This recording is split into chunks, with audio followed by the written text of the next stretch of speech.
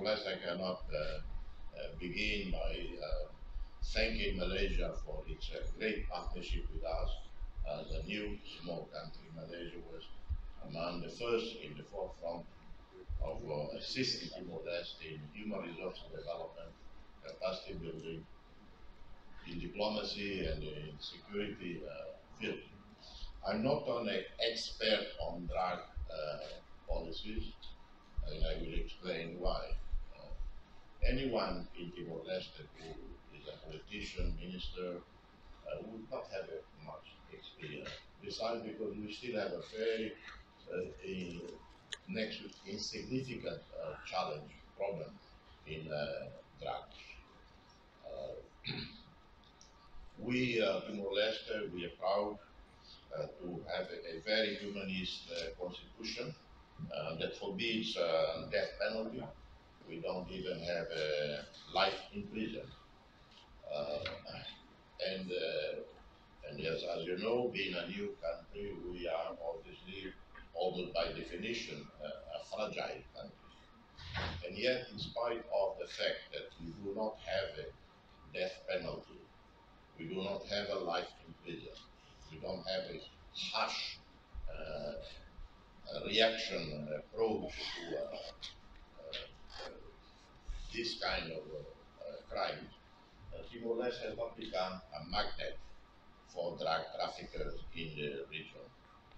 We have been targeted on occasion with drugs coming from elsewhere in Southeast Asia, in Asia in general, but overall it is a minor problem. So by this fact, I'm not an expert in the field.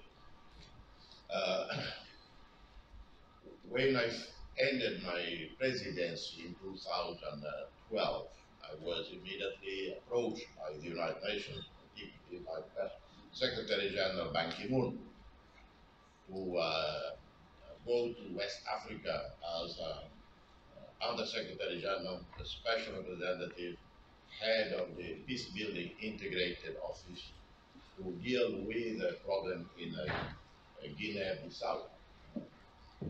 And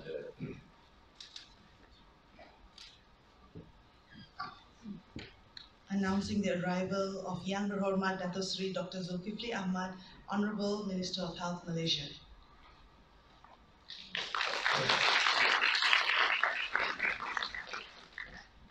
And so I went to Guinea-Bissau.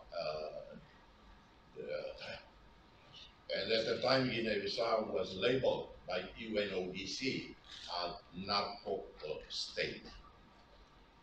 And of course, in dealing with the conflict there in Guinea-Bissau, because most conflicts in the world, particularly in Africa, they are not very like horizontal.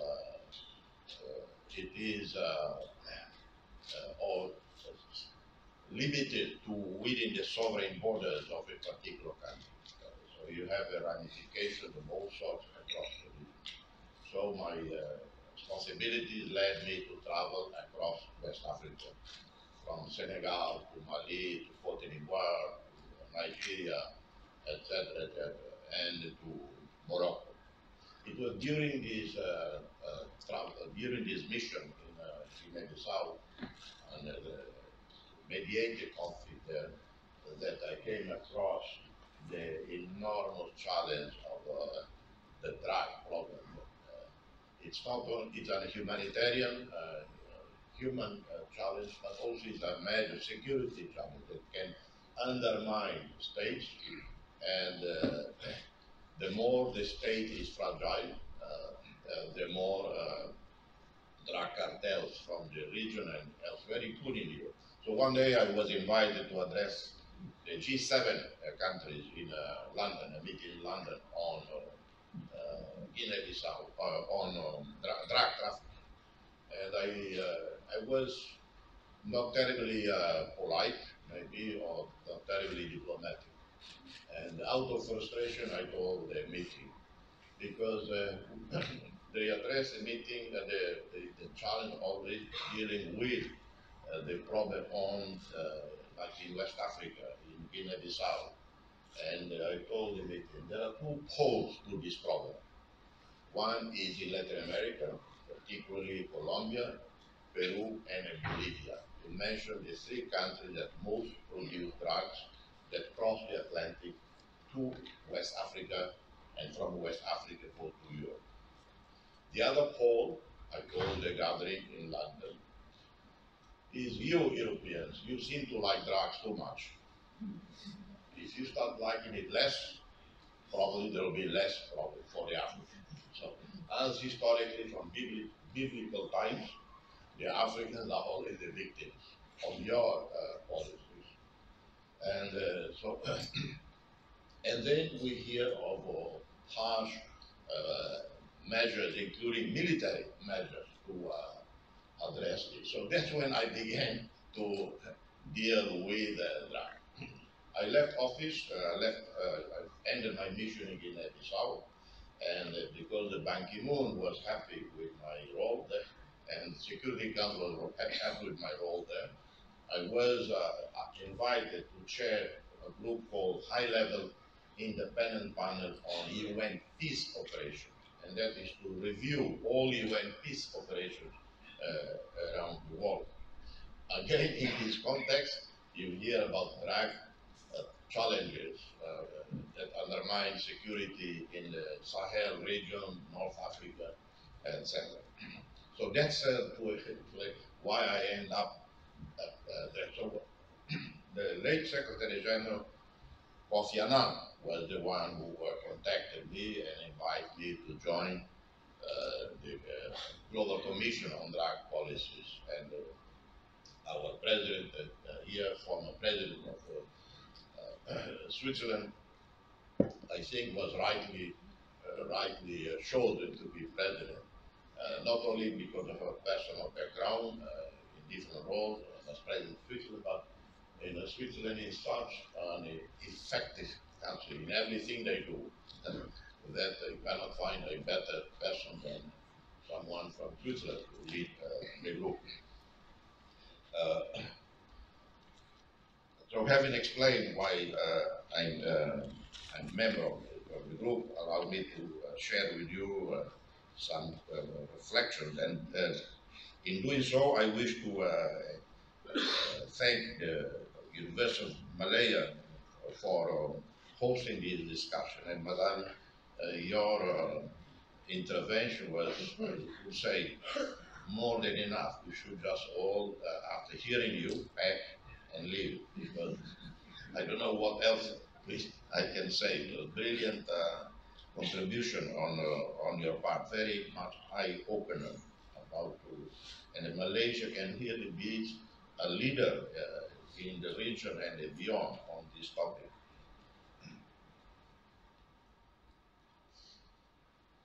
We thank you for providing the discussion space for policymakers, regulators, academia, concerned populations, and civil society. I also like to thank the audience for taking the time to be here with us to share your concerns and your input. Since the first report in 2011, the Global Commission has been clear on the position. The criminalization of drug use and possession is at the core of the world drug control policy problem. The vast human rights violation resulting from this policy and the negative impact on communities, on safety and security, on the spread of violence and on public health. Based on the analysis of available evidence and research, the Global Commission has found that the criminalization of drugs is responsible for numerous human rights violations, as was also stated in reports of the High Commission for Human Rights and many other international regional human rights mechanisms. We have also found no evidence on the efficacy of criminalization in reducing the demand, the support of the unintended consequences of prohibition. Rather, if the drug control regime wants to reduce the unintended consequence, it would need to change its strategies, something which we advocate for around the world. Moreover, the criminalization of drugs puts people who use them at risk of suffering legal sanctions as well as going through daily social stigma and discrimination. To illustrate how criminalization affects our communities, let me take the example of HIV response among people who inject drugs. It's natural to assume that originally the right to health was the key element in the construction of the international drug control regime.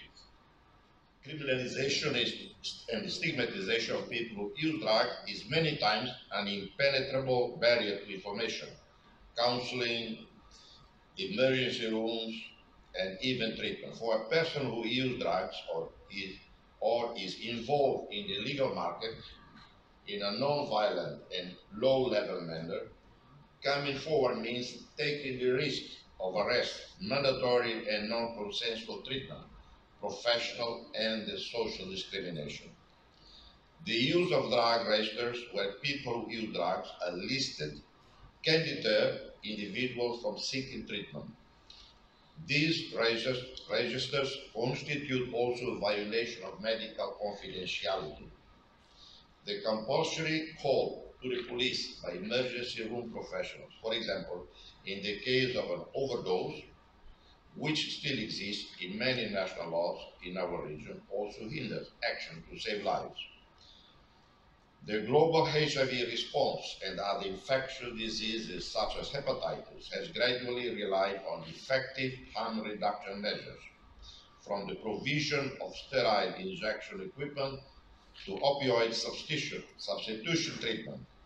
It is clear that these services not only save lives but maintain or improve the health of consumers, protect their loved ones from HIV or hepatitis transmission. However, they remain extremely limited, non-existent or even prohibited in the majority of our countries. Harm reduction services are available in our region, both in the community and in prison, with an insufficient coverage to meet the demand of people dependent on drugs. Allow me to add that it is particularly in places of detention that these measures have proved their effectiveness and their necessity. Yet it is in deprivation of liberty facilities that these services are the least developed. We all celebrate our better screening of people incarcerated to diagnose TB. But what would be the need to invest heavily in TB screening in correctional systems if we stop criminalizing people that should not be criminalized? Isn't decriminalization a better prevention policy for TB? Why put people who are dependent on drugs at risk of infection when we can do better to reintegrate them in society by providing the right set of social and health services when needed? The criminalization of drug use also hinders our access to essential controlled medicines. The purpose of the international drug control regime is to permit the medical and scientific use of the 12 substances controlled that are necessary in every health system around the world. This objective is far from being achieved, in particular because of the demonization of these substances and the fear of the diversion towards illicit consumption. Sedatives, painkillers, and effective anesthetics are out of the reach of most people who need them. The suffering to which people are exposed, especially those suffering from incurable and painful illnesses, is not only a violation of the right to health, but also an inhuman and cruel treatment. Let me give you a statistic that will illustrate our argument. 92% of the world's morphine is consumed by 17% of the world population, concentrated in high-income countries. National laws that stigmatize and